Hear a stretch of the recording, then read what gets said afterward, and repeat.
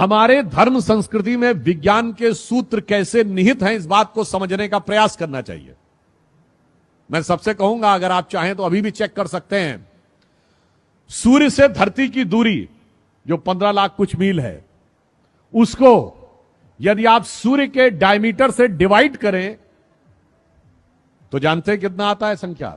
108। चंद्रमा से धरती की दूरी को चंद्रमा के डायमीटर से डिवाइड करें तो 108 आता है। कहीं कहीं आप देखेंगे 109 पॉइंट कुछ आ रहा होगा। इसका अर्थ क्या हुआ कि 108 is the galactic ratio of our solar system with the 2 major planets, एक सूर्य और एक चंद्र। चंद्र उपग्रह है, पर व्यवहारिक दृष्टि से वो इसलिए माना गया क्योंकि हमारे ग्रह वो माना गया जो सूर्य और हमारे बीच की ऊर्जा को काटता हो। वो हमारी उनकी डेफिनेशन में एक डिफरेंस है, that is a different thing. But मैं कहना चाहता हूं, सूर्य आत्मा का प्रतीक है, चंद्रमा मन का प्रतीक है। दोनों का धरती से डिस्टेंस 108 के रेशियो में है। इसका मतलब अगर आपको आत्मा से मन का एकाकार करना हो तो माला कितनी बार जपनी होगी? 108 टाइम्स। और इस 108 का हमारे जीवन से क्या संबंध है? मैं प्योरली साइंटिफिक टर्म की बात करता हूं। जो अर्थ और धरती का डिस्टेंस है, जिसका रेशियो 108 डायमीटर ऑफ सन है, अगर ये थोड़ा सा 10% दूर चला जाए तो इस धरती पे टेम्परेचर इतना गिर जाएगा कि जीवन नहीं रह सकता। 10% नजदीक आ जाए तो धरती पे टेम्परेचर इतना बढ़ जाएगा कि जीवन नहीं रह सकता। इसका मतलब जीवन का संतुलन वो 108 का रेशियो बता रहा है। चंद्रमा का क्या महत्व है? देखिए, हमारी धरती पे जीवन एक और कारण से है। अगर हमारी धरती एक्सिस में स्ट्रेट होती और वो घूमती रहती तो सूर्य की सारी किरणें सेंटर पे पड़ती, इक्वेटर पे। तो इक्वेटर पे तो एक्सेसिव टेम्परेचर हो जाता और नॉर्थ और साउथ पोल पे एक्सेसिव नेगेटिव टेम्परेचर होता, तो भी जीवन नहीं पनप सकता था। परंतु ये 23.5 डिग्री पे झुकी हुई है, इसलिए आधे टाइम जाड़ा, आधे टाइम गर्मी, मौसम भी बदलता है और जीवन का चक्र भी चलता है। वो 23.5 डिग्री क्यों झुकी हुई है? Because of A ratio of the distance of चंद्रमा। उसकी वजह से वो 23 डिग्री पे टिल्ट है। चंद्रमा 10% दूर हो जाए तो ये 23.5 से सीधी हो जाएगी। फिर ऋतुएं नहीं बदलेंगी, मौसम नहीं बदलेगा, जीवन नहीं चलेगा। चंद्रमा थोड़ा 10% नजदीक हो जाए तो धरती और झुक जाएगी, फिर भी जीवन नहीं चलेगा। अर्थात हमारे धर्म का विज्ञान, आकाशीय विज्ञान, हमें यह बताता है कि जो जो संख्याएं भी हमारे यहां निर्धारित की गई हैं, वो किस गहराई के साथ, किस विज्ञान के विचार के साथ तय की गई हैं। इसीलिए मन और आत्मा का संयोग करने के लिए सहज स्वाभाविक रेशियो ये वही होना चाहिए जिसमें हमें जाप करने के लिए कहा जाता है। और इसीलिए कभी आप में से बहुतों ने ध्यान दिया हो कि साल में 12 ही महीने क्यों होते हैं?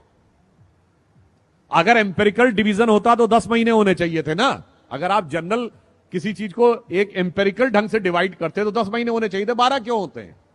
क्योंकि हमारा सारा ज्ञान जो था वो आकाशीय गति के आधार पर था। और जिस दरमियान धरती सूर्य का एक चक्कर काटती है, उस समय में चंद्रमा धरती के 12 चक्कर काटता है। इसलिए 12 महीने एक साल में होते हैं।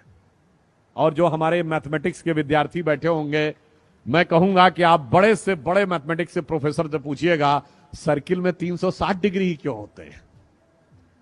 300 डिग्री होते समझ में आता, 100 डिग्री होते समझ में आता, 200 डिग्री होते समझ में आता। 360 डिग्री इसलिए होते हैं कि आकाशीय सर्किल जो एक धरती लेती है सूर्य के चारों तरफ, और उस प्रोसेस में 360 time it rotates on its axis, there are 360 degrees in a circle. तो ये मैंने सिर्फ इसलिए आपको बताया कि हमारी हर सोच अंतर से लेकर बाहर तक किस प्रकार जुड़ी हुई है कि भगवान कृष्ण के विराट रूप से लेकर सूक्ष्म रूप तक। अगर आप ये बताइए कि आप जब ध्यान लगाते हैं अपनी आंखों के सामने तो क्या दिखाई पड़ता है? Black colour. इसीलिए भगवान कृष्ण काले हैं, कृष्ण वर्ण हैं। वो हमारे मन की आध्यात्मिक चेतना की प्रगति का प्रतीक हैं। और जब आप ध्यान लगा के अंदर उतरते चले जाते हैं तो एक स्टेज के बाद आपको अद्भुत ज्ञान का प्रकाश अनुभव होने लगता है, जिसे हिंदी के प्रख्यात कवि बिहारी लाल जी ने एक पंक्ति में कहा है, या अनुरागी चित्त की गति समझे नहीं कोय, ज्यो ज्यो डूबे श्याम रंग त्यों त्यों उज्जवल होए। यानी जैसे जैसे आप भगवान कृष्ण की भक्ति में उतरते चले जाएंगे, उज्ज्वलता की अनुभूति आपको होती चली जाएगी। और इसीलिए हमारे देश में जीवन का उद्देश्य आत्मानुभूति है, यानी self realization is most important part of the life then conquering the entire world. और इसीलिए भगवान कृष्ण का जीवन जानते हैं किसका प्रतिनिधित्व करता है?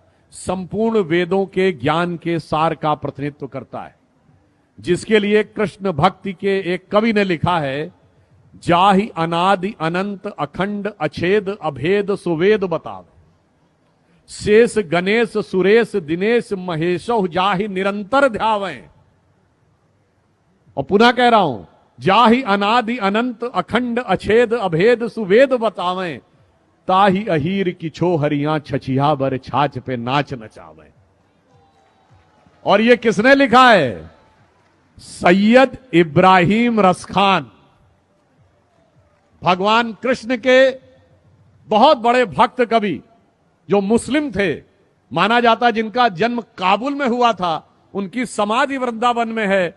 वो आकर भक्ति में ऐसे लीन हो गए कि उन्होंने ये कहा, और उनकी एक बड़ी प्रख्यात कविता है, आप सबने सुनी होगी, कि वो कहते मेरा अगला जन्म हो तो मैं कृष्ण भक्ति में ही रहना चाहता हूं। अगला जन्म मनुष्य के रूप में हो तो ग्वाल बालों के रूप में, अगर पशु के रूप में तो नंद बाबा की गायों के रूप में, पत्थर बनूं तो गोवर्धन पर्वत के ऊपर, और अगर पक्षी बनूं तो कदम्ब के उस वृक्ष पर, कालिंदी यमुना जी के तट पर, जिसके नीचे कभी भगवान बंसी बजाया करते थे। तो रसखान कहते हैं, मानुष हो तो वही रसखान बसों ब्रज गोकुल गांव के ग्वारन, और जो पशु हो तो कहा बस मेरो धरो चरो नित नंद के धेनु मझारन, और पाहन हो तो वही गिर को जो धरो कर छत्र पुरंदर धारन, और जो खग हो तो बसेरो करो कहूं कालिंद कूल कदम्ब की डारन। आप सोचिए कितना बड़ा अंतर है। अभी मैंने पढ़ा था कि बहुत बड़े बड़े विदेश के लोग आपकी इस्कॉन की संस्था में आते हैं, भगवान कृष्ण की भक्ति में लीन होते हैं। मैंने रॉबर्ट ओपेनहाइमर से लेके कईयों के उदाहरण दिए। महत्वपूर्ण बात क्या है? आपको दुनिया में कोई दूसरा उदाहरण नहीं मिलेगा जहां उस धर्म संस्कृति को न मानने वाले व्यक्ति ने उस भगवान के प्रति इतनी श्रद्धा व्यक्त की हो। और उससे बड़ी बात यह है, उससे यह भी नहीं कहा गया हो तुम कन्वर्ट हो जाओ। यह हमारी ज्ञान की गहनता और विचारों की उदारता का प्रमाण है। मगर अफसोस की बात यह है, रसखान की जो मैंने पंक्ति बताई, आज की युवा पीढ़ी को कभी कभी भ्रम हो जाता है और वो पश्चिम से ज्यादा प्रभावित होने लगते हैं। तो इस पे मैंने एक पैरोडी सुनी थी बचपन में, जब मैं बच्चा था, क्लास 7th 8th में। तो वो मुझे याद आता है कि शायद आज के लोग ये सोचने लगते हैं कि आज होते तो क्या सोचते, कहते मानुष हो तो वही कभी चोच बसू सिटी लंदन के किसी द्वारे, और जो पशु हो तो बनू बुलडाग चढ़ू नित कार पे पूछ निकारे। तो आज की ये विचार जो आने लगे हैं, हमें उन विचारों से बचने का प्रयास करना चाहिए, उस दिशा में आगे बढ़ने का प्रयास करना चाहिए जो राष्ट्र को सही दिशा में ले जाए, और वो